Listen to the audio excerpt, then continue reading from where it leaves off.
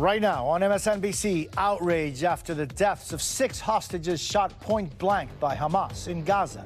A nationwide strike and mass protests in Israel demanding a ceasefire as President Biden holds a White House meeting this hour with hostage rescue teams.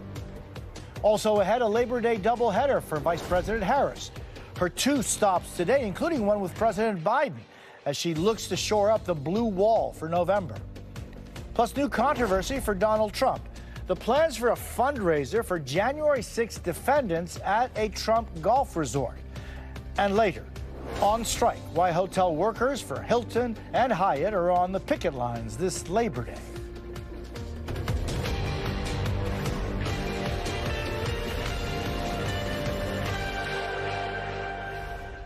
Good morning. It is 9 a.m. Eastern, 6 a.m. Pacific. I'm Jose Diaz-Balart. We begin this hour with breaking news out of Israel, where outrage continues to grow today after the deaths of 6 hostages shot point blank by Hamas as IDF forces were nearing their location in Gaza.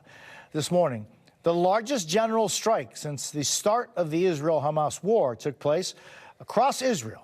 This as Prime Minister Netanyahu faces new and growing pressures to reach a ceasefire. Meanwhile, at the White House this hour, President Biden and Vice President Harris are set to meet with the U.S. hostage negotiating team in the Situation Room. Joining us now from Tel Aviv is NBC's Matt Bradley. Also with us is NBC's Gabe Gutierrez and Admiral James Stavridis, former Supreme Allied Commander of NATO and NBC News International analyst. So, Matt, what's the latest there in Israel right now? Yeah, well, we're seeing right now kind of the end of what was supposed to be a massive strike that was supposed to sprawl across the nation. And really the intention was to bring Israel to its knees. That was really what the protesters had asked for. They want to put the government on notice and force their hand when it comes to these negotiations to try to get some sort of hostage deal that would release what is almost now about 100 remaining hostages who are still in the Gaza Strip. Quite a few of them, dozens of them actually, are thought to have already been killed, either from their own wounds that they sustained on October 7th, or from Israeli bombardment, or by their own captors, which is what we saw over the weekend. That is what sparked this latest round of massive protests. Hundreds of thousands of people who were in the streets all across the country, arresting traffic, bringing this country to a halt, and expressing just an emotion that we've seen on the streets for the past several months, but one that we haven't seen expressed this forcefully before. They're hoping that the people in the halls of power will hear their voices. I spoke with one of the top opposition figures, Yair Lapid. He's the head of the one of the more centrist parties here. He's a major prominent opponent of Prime Minister Benjamin Netanyahu.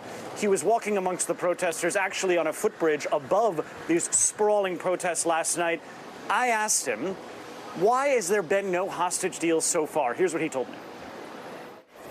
Why? Because the government failed to have a hostage deal, even though the circumstances allowed it, and everybody who is on the professional side of the negotiation have said that the deal is doable.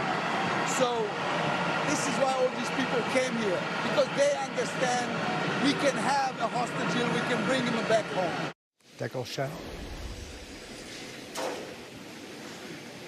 So it's not just Yair Lapid, it's not just politicians who are saying that. You know, of course, everybody's blaming Hamas for the deaths of these 6 young people, and all of them were either 40 or younger. They're also blaming Benjamin Netanyahu, and of course you're hearing an opposition political figure. But this was the mood on the streets. They are joining Yair Lapid in their anger, their outrage at the political class on the right. And this has put them on notice. We still haven't seen any real expression of change from Netanyahu or his right-wing partners, that they might try to compromise on this deal, that they might try to make changes to bring it to yes. But at the same time, everybody here is very certain that it is Benjamin Netanyahu himself who is standing in the way of these hostages coming home. Jose? And Matt, I understand that the funeral for the Israeli-American person that was killed by Hamas is actually happening right now. That's right. We're starting to see that happening. That's starting right now. His parents, Hirsch Goldberg Poland, excuse me, they were there. The procession went from their home through the streets of Jerusalem. This is obviously an extremely sober moment for so many people, not just here in Israel, but also in the United States after those who saw this couple, these parents, appealing to the entire nation in front of the Democratic National Convention. It was one of the more memorable moments of that convention, but I've spoken to these parents. My colleagues here have spoken to them. They have made the rounds in front of media and in front of the public over the last year. They are an outspoken voice when it comes to freeing these hostages. And now their worst nightmares have finally come true. And, it just goes to show that when you talk about the rage on the streets, there really is also just genuine agony from so many people here in Israel. Matt Bradley, thank you so very much. Appreciate it. Now, Gabe, meanwhile, what do we know about this meeting at the White House at this hour? Hi there, Jose. Good morning. Well, yes, President Biden and Vice President Harris are scheduled to meet with their national security team in the White House Situation Room this hour. Now, we're here in Pittsburgh, where later on today, the president and vice president will make a rare joint appearance together on the campaign trail. But as you said, Jose, first, they're meeting with their national security team this morning. Now, we understand President Biden is returning from his home in Delaware to the White House before later on today coming here. And, Jose, over the weekend, we saw those written statements from President Biden and Vice President Harris. The president saying he was devastated and outraged when he heard this news. Vice President Harris calling Hamas an evil terrorist organization. And yesterday, National Security Advisor Jake Sullivan met virtually with the family members of those remaining hostages. And according to a written statement from those relatives, they said that Jake Sullivan told them that the next few days will be critical to securing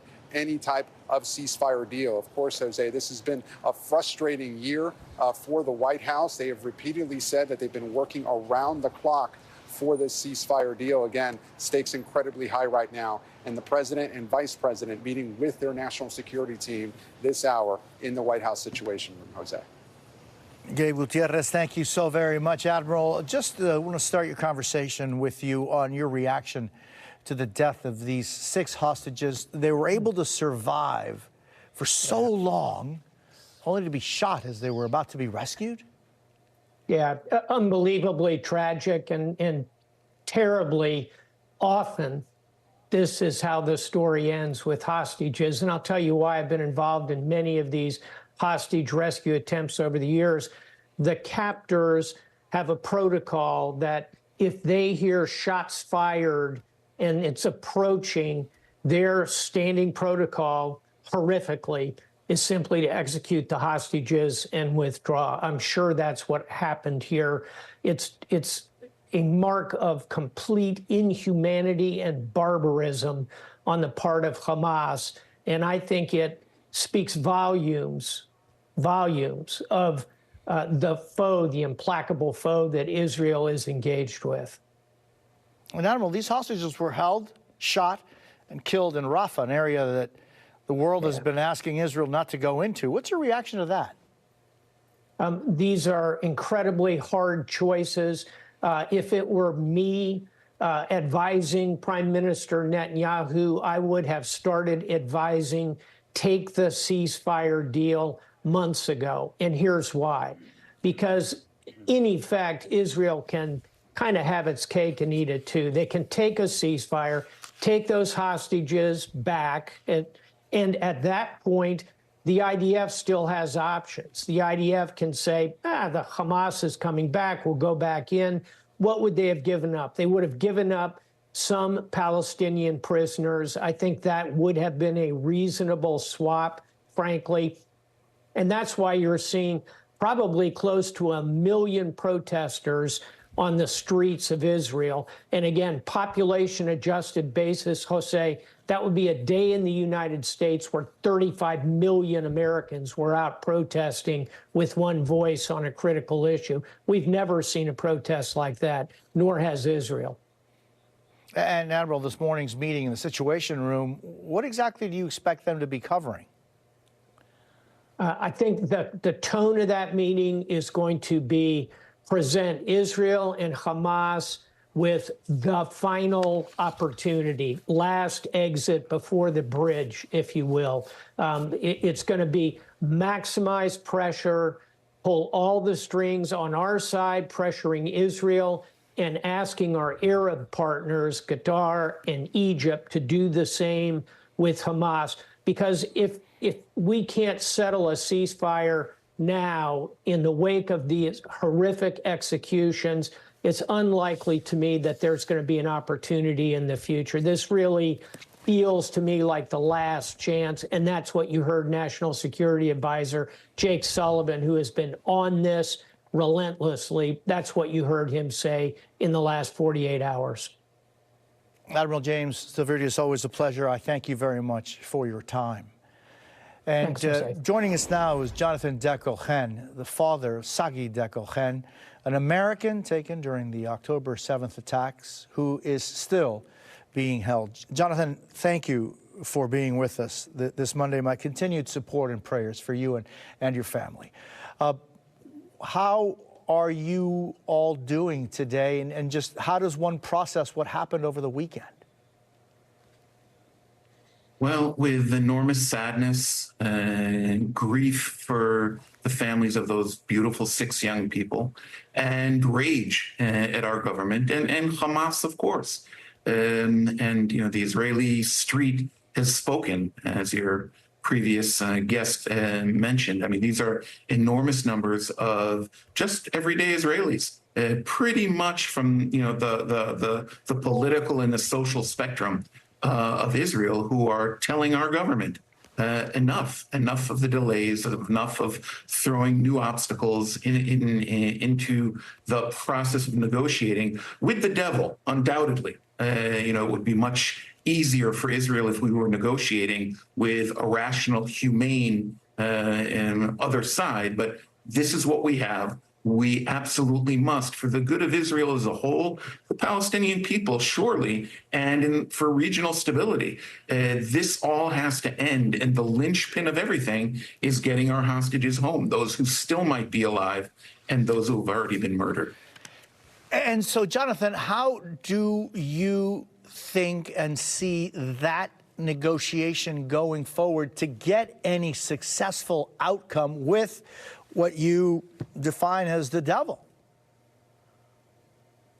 Well, this is a very hard thing to do. And, you know, this is, most governments simply do not negotiate directly or indirectly with terrorist organizations, in this case, Hamas. We're fortunate in Israel that we have 3 intermediaries, the United States, of course, above all, and the Qataris and the Egyptians, who have stepped into that breach, and in the best way they can have been trying now for many, many months to get 2 men, Yahya Sinwar, in some tunnel in Gaza, using our people as human shields and the people of Gaza as human shields, and Benjamin Netanyahu in Jerusalem, getting them to yes. Israel's entire military and intelligence senior leadership has been saying for weeks, if not months, that there is no justification for the continuation of this war from Israel's part. And in fact, the priority should be first and foremost and only the return of these hostages. The Israeli government, with Netanyahu at its head, has been prioritizing this fantasy of total victory over Hamas and selling it to their own base in Israel. Clearly, again, as we see in the streets yesterday and today, the vast majority of Israelis simply have no faith in those words and are demanding that the hostages come home. And Jonathan, I know that yesterday you spoke with White House National Security Advisor Jake Sullivan about those still being held by Hamas. What was that conversation like? What did he have to say? Well, we've been incredibly fortunate, and the families of the 8, now 7 U.S. hostages still held by Hamas in our interactions with the Biden administration and Congress. And we have a kind of sacred agreement between us that we keep those conversations amongst ourselves. What I can say is that I feel, as I have felt since mid-October, that the Biden administration is totally committed to this mission of getting all of the hostages home, not just the Americans. Everyone is incredibly frustrated because these 6 young people who are being buried as we speak, and yesterday, and 6 others that were recovered by the IDF last week. Among them, 4 older members of my kibbutz who died in captivity months after they were taken on October 7th. These are needless, senseless, and doubly horrific deaths. And so the U.S. administration understands that and understands that in order to bring any kind of sanity back to our region, this ceasefire needs to get done, in spite of what perhaps Yahya Sinwar and our own Israeli government might prefer for their own political agendas. This is not about national security. Everyone in Israel, almost everyone in Israel, understands that. This is about the fulfillment of a political agenda and the retention of political power by Netanyahu's far-right coalition. Jonathan, talk to me a little bit about Sagi. Well, Sagi is my 36-year-old little guy. He turned 36 a couple of weeks ago in captivity. We marked it, celebrated as best we could. He now has 3 little girls, aged 9 months, who he's never met, and 3 years and 7 years old, who want their dad back. Sagi is a kind of archetypical child of kibbutz, incredibly creative, independent, lover of peace, someone who's committed his entire adult life to the improvement of underserved communities in the southern part of Israel, which include Jewish, of course, Jewish Israeli, but also Bedouin communities. It is extraordinarily ironic and horrific that Hamas on October 7th, it targeted, whether they knew it or not, the spearhead of the Israeli peace movement, the members of the kibbutzim along the border, and these peace-loving young people who were celebrating in an outdoor concert that morning. We all have had to take a lot of stock in where we stand right now in terms of, can we really have, what would peace look like with our neighbors? Because it wasn't just the Nukhba terrorists rampaging through our communities, murdering wholesale, conducting mass rape. It was also many, many thousands of Palestinian civilian looters who followed in their wake. And I know that all of us would be better served with Sagi back here and doing what he does best, creating things of beauty for the betterment of communities and loving his little girls. Yeah. What do you say to that 7-year-old little girl? What do you say to that 3-year-old little girl as the days have become weeks and these weeks have become months? What do you say to them? Well, we tell them the truth, that we believe and in our hearts that their dad is still alive. We don't really have proof of that for many, many months, but that we believe that is true and that we won't rest until he and 29 actually of our kibbutz's people who are still hostages in Gaza. We won't and we cannot rest until they're home and all of the 109. And until then, we support them as best we can and, show them the love and double down on love. Because their dad is a guy, but very much is a girl dad. So we're doing our best, but they're very hard days and nights for these little girls. Jonathan Deckelhen, I thank you for sharing your time with us this Monday. Very much appreciated. Thank you for having me. Up next, the race for the White House. President Biden and Vice President Harris campaigning together for the first time since she became the Democratic nominee. Plus, Donald Trump's shifting comments on reproductive rights and how that's causing, new confusion for many in his own party. Also ahead, hotel workers hitting the picket lines this Labor Day, what they're demanding from Hilton and Hyatt. We're back in 90 seconds.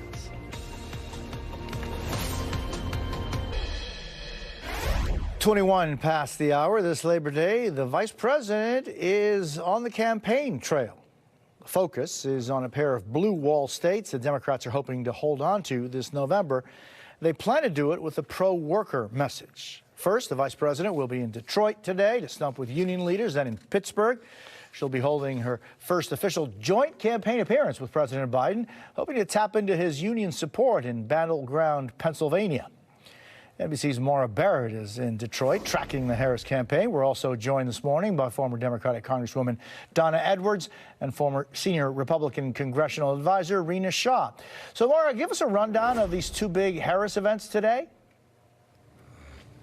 Well, Jose, 63 days out until the election, Labor Day unofficially marks this point in the campaign where the average American voter really starts tuning in. And so that's why we're seeing Vice President Harris, President Biden, and Vice Presidential candidate Governor Tim Walz on a Labor Day blitz across these battleground states. Harris starting her day here in Detroit in the next couple of hours before she joins President Biden in Pittsburgh. Walz, for his part, is in Wisconsin. These battleground states often have a higher share, too, of union household voters. And so that's what they're looking to attract the attention here today. A White House official highlighting Vice President Harris's work specifically around organizing and bargaining for federal workers.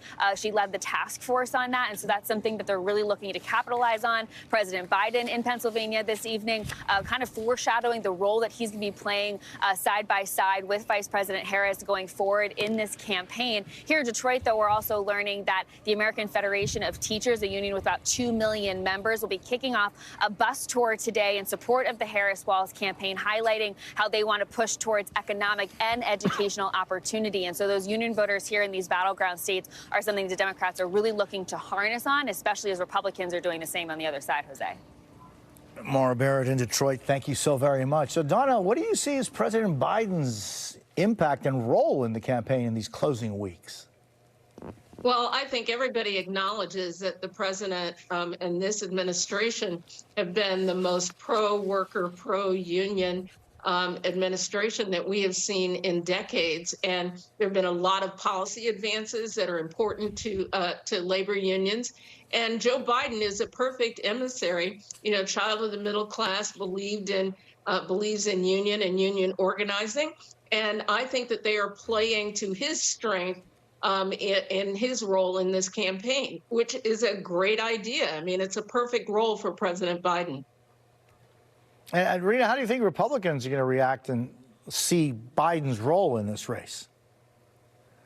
Well, I think we've entered the part of the campaign here on the second day of September where both tickets can no longer speak to their base. I mean, they have to decide that those are decided. And what they have to move on to now is speaking entirely to the middle, Jose. So and what Republicans think at this point doesn't quite matter so much as in terms of what the hard Republicans are already thinking. It's that center-right person, that independently minded moderate that Harris-Walz and Trump need to go for. And I think there's a two sides of the coin strategy that both tickets can employ here. One side has threat on it, the other has security on it. And they both have to be very adept at speaking in concrete examples of how they're going to address the threats to people's livelihoods, whether they be here domestic or foreign, and also speak to the economic policies as well as the security policies, whether they be aimed at physical security, making crime, public safety an issue.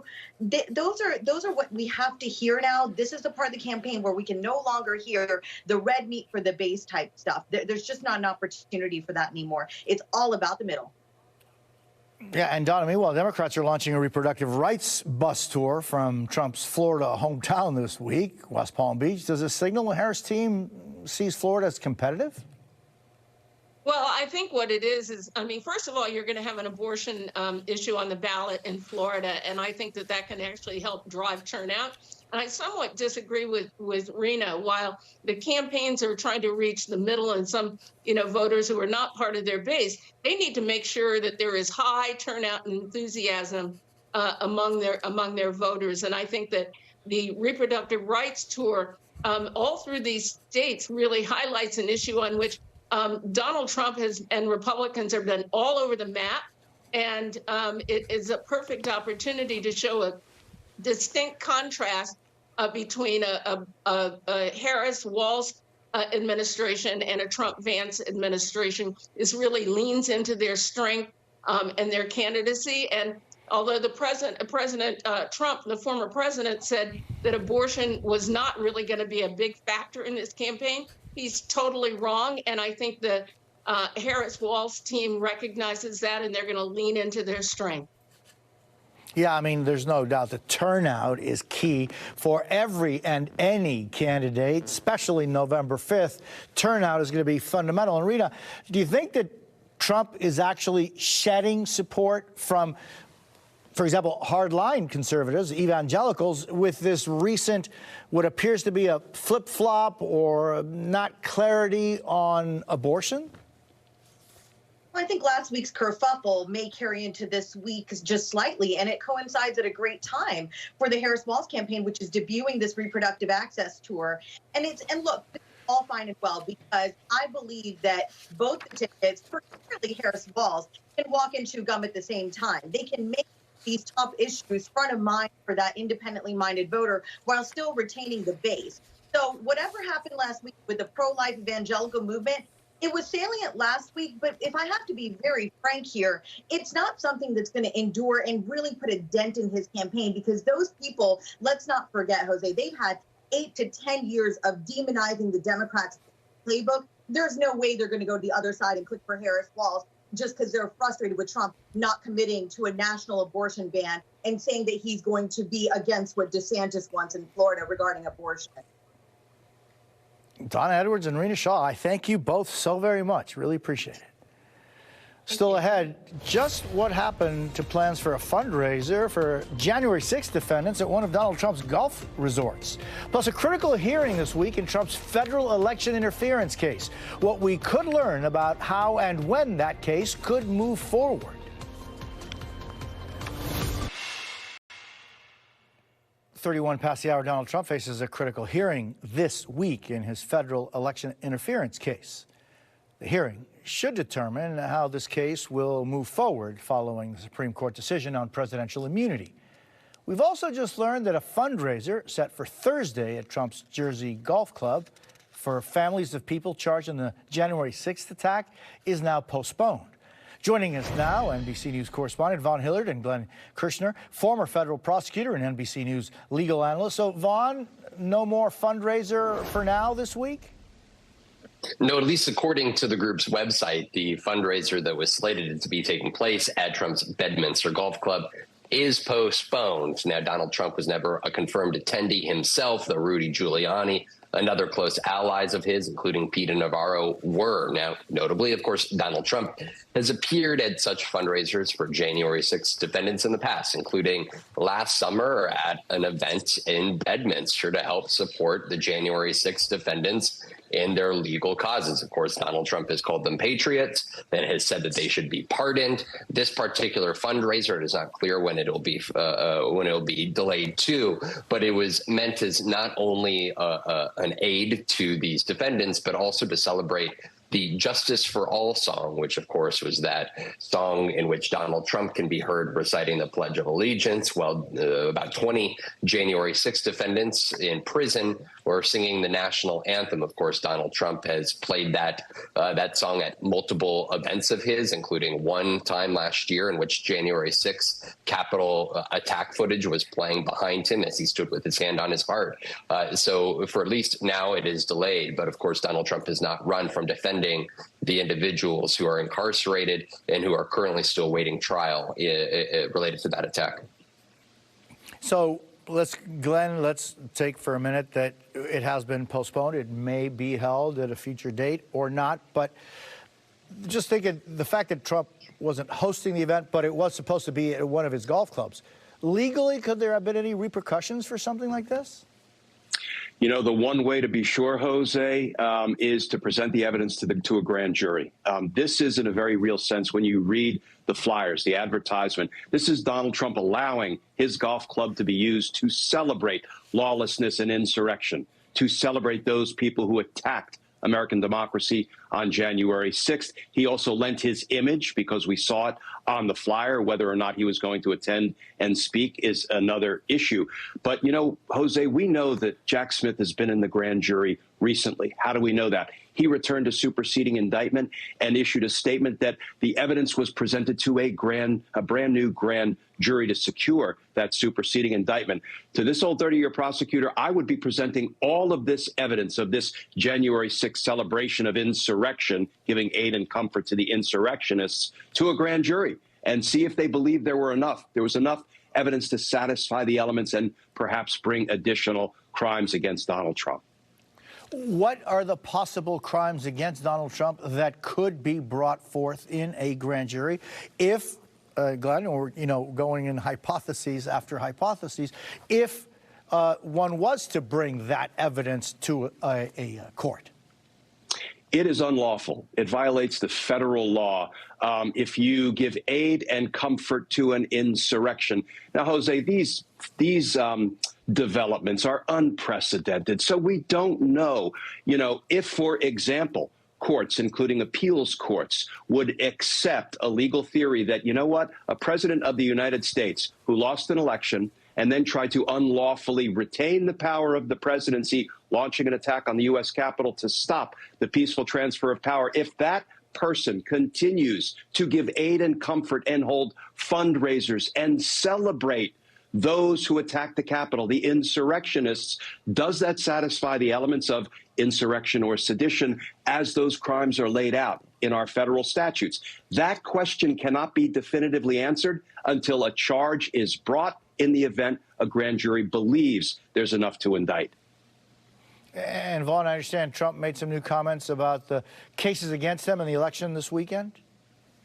Of course, this comes after the superseding indictment that Glenn is talking about and the reality that there could be a chance that there's an evidentiary hearing before Judge Shutkin that comes before Election Day, depending on how this Thursday Judge Shutkin sees the calendar that is presented by the special counsel, as well as Trump's legal team, and how quickly she seeks to try to move forward with this trial, in understanding that there's going to have to be difficult decisions made related to this Supreme Court's immunity decision and other motions to dismiss. But I want to let you listen to a comment that he made on Fox last night with Mark Levin about the very basis of the federal election interference indictment. Take a listen. It's so crazy that my poll numbers go up. Whoever heard you get indicted for interfering with a presidential election where you have every right to do it? You get indicted and your poll numbers go up. When people get indicted, your poll numbers go down. Of course, the generous interpretation for Donald Trump of that comment would be that he believes that he had the right to interfere in an election in which he truthfully believes that there was cheating. Of course, the special counsel would take the case that he was unlawfully interfering in the 2020 election and that he knowingly was trying to change the outcome of the election, and so in order to make sure that he could remain in power. Vaughn Hillard and Glenn Kirshner, I thank you both for being with me this morning. Appreciate it. Up next, thousands of hotel workers on strike as millions of Americans wrap up their summer vacations. What the workers are demanding, and could more join the picket lines? Plus, the rush to get back home. What you can expect on the roads and in the skies for this record-breaking travel season. Don't go anywhere. We'll be right back. 41 past the hour. If you thought travel could be the only thing that might disrupt your Labor Day vacation, thousands of hotel workers are walking off the job, with more possibly expected in the next couple of days, hitting the picket lines to protest for higher pay and better working conditions. Joining us now is NBC News correspondent Antonia Hilton in Greenwich, Connecticut, one of the cities where workers began striking yesterday. Antonia, what exactly are they asking for? Good morning, Jose. Well, the workers are asking for better pay, better health care, better hours and support on their jobs. You know, this is really a story that extends all the way from the pandemic up until now. What happened during the pandemic was a lot of American hotel chains like Hilton, Hyatt, and Marriott, they reduced their services and they cut a lot of staff. But what workers tell me, from housekeepers to cooks, is that after all of that, they are still feeling the financial squeeze, even after the pandemic rebound has started to happen and travel has gotten back to normal, and these hotel chains have started making money again. Some of the hotel chains tell us, though, that they are trying to engage in good faith negotiations. But as you can see, after months of those negotiations stalling, people are angry and they want better on their jobs, they tell me, Jose. Antonia Hilton, thank you so very much. Appreciate it. Well, today brings the second half of what's already expected to be a historic holiday travel crush, with millions of Americans expected to make their way home from weekend trips just days after passengers saw hundreds of canceled flights and thousands of delays. NBC's Priya Sridhar joins us now with more from Atlanta's International Airport. Priya, what are folks facing when they're heading home today?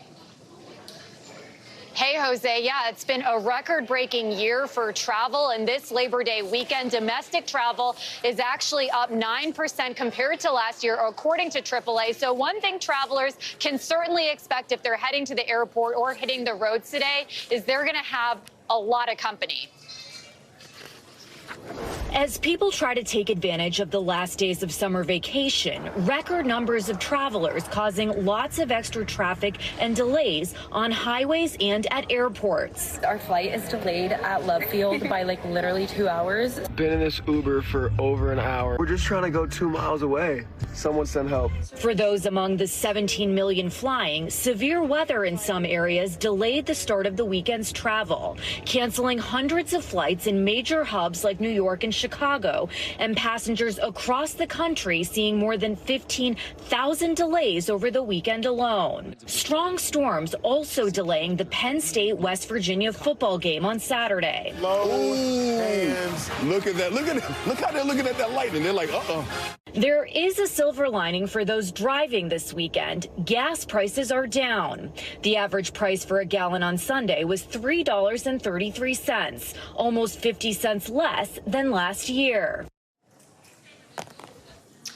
And if you're planning on heading home from your Labor Day weekend travels, the best time to do it today was before 10 a.m. We're anticipating the most traffic on the roads between 11 and 8 p.m. So if you haven't left already and you're on the East Coast, you might want to wait until after 8 p.m. Or if you're leaving tomorrow, it's best to do it after 1 p.m., Jose. Priya Sridhar, thank you very much. Appreciate it. Still ahead, Boeing Starliner could be coming home this week, but without its crew. The latest on how and when they could be returning. Plus, NASA's Perseverance rover takes a road trip on Mars 3 years into its trip on the Red Planet. We're back after a short break.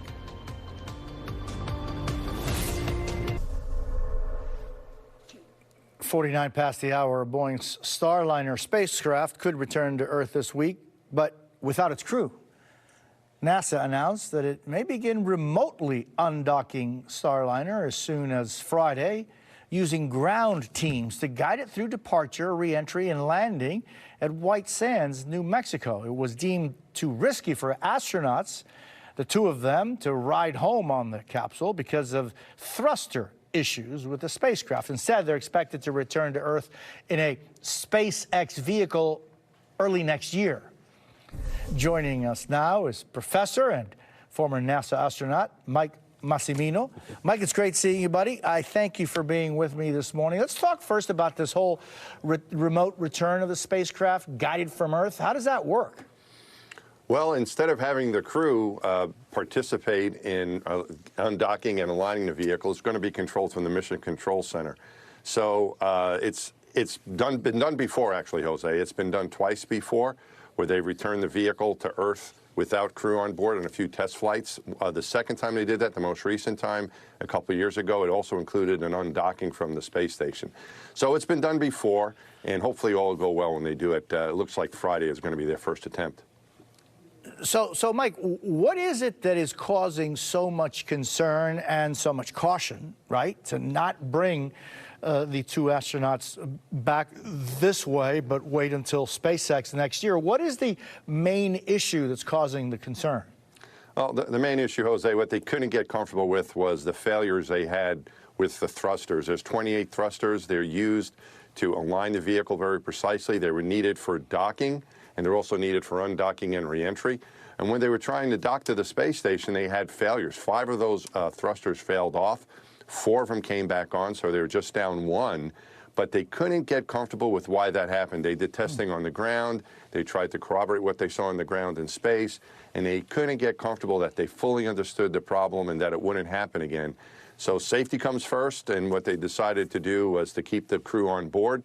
They can still continue the operations of the space station, bring them home on another vehicle, and return the Starliner empty. But it was the thruster issue that they couldn't come to get comfortable with, enough so that they could bring the crew home on the vehicle. And so that thruster issue is not a problem for SpaceX, I guess. But hey, Mike, so these two astronauts that knew they were on a mission, they were, clear that the mission was going to be, they thought, I think, about 8 or 10 days, but it's certainly gotten a lot longer than that. Does that time, extra time, cause any stress for the International Space Station? I mean, it seems like it's been there for the longest time, and the rotating crews are what's new, but does it cause any different stress? Well, it does in some ways. As far as the station goes, as you said, it's been up there for decades. It's been had people on board continuously for over 20 years, and they're okay with this as far as accommodating extra crew members. There's plenty of supplies. There's supply ships that come up. I think the biggest stress is probably for the crew and their families. For Sonny and Butch, maybe not knowing exactly when they were going to be coming back. There's always that feeling that we may be coming back at this time, but it might be delayed. We've had astronauts stuck up there, and I shouldn't say stuck, but been delayed on their missions. And once that decision is made, though, I think everyone can get comfortable with it and change that mindset. So I think now that they know what they're in store for and what the plan is for them and their families can get used to it, I think they're probably okay. Hey, Mike, what is the continued value and importance of the International Space Station? Jose, it's become a laboratory for us to study the way the human body works in space, getting us ready for longer voyages to the moon and Mars. And it's also been a basic science laboratory. It's been a national laboratory for over a decade now, where lots of basic research in material science and life science and astronomy and studying our planet. It's a great place to study our planet, looking down from up there. So it's been a laboratory in many different areas and made many contributions in various areas of science, and will continue to do so for at least a few more years. Mike, years and years ago, I was on that NASA airplane that would do the parabolas to, make it seem close to zero gravity. And I know that they call it the vomit comet. It was a challenge, right, at all times to keep. Is zero gravity a constant challenge for anyone that is experiencing it? In other words, you don't get used to it, do you, or do you?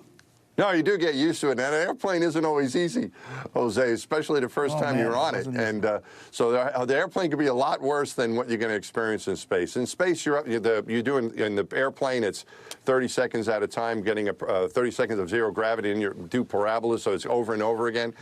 Sometimes there's turbulence, doesn't help. But in space, you get a time, you're able to adapt. And after about a day or so, you feel pretty good. And on my second flight, in my case, I felt fine the whole time. I didn't feel so good. I didn't feel well my first day in space on my first flight. But then my brain and my body adjusted, and we're very adaptable.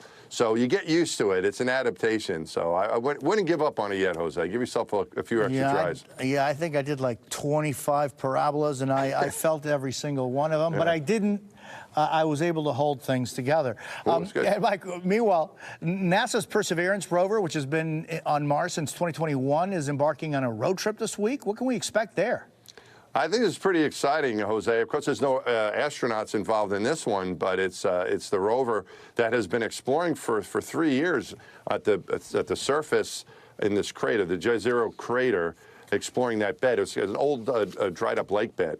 And now what they're going to do is what the rover's going to do is climb up to the rim of that crater. It's about 1,000-foot ascent. It's going to take about a month or so, but it's going to be taking samples along the way to get up to the top of that crater. So really an amazing accomplishment to be able to control that from Earth, to be able to make readings and measurements and take samples. It's taking samples along the way. It has been for the last few years. And hopefully they can figure out a way to get those samples back. That's the goal here. But it's been doing a lot of great science and exploration, and this trip up the mountain will be quite interesting. It will be indeed. Former astronaut Mike Massimino, I thank you so much for being with us this morning. Really appreciate it. My pleasure. Thanks. In our next hour, the latest out of Israel is thousands protest and turn up the pressure on Prime Minister Netanyahu for a ceasefire following the deaths of 6 hostages in Gaza. Plus, the first week of September, a peak week for, guess what? Mosquitoes. What they could mean. And they're spreading all kinds of deadly, potentially deadly viruses. We're going to talk about that and a whole lot more after we're back from a short break.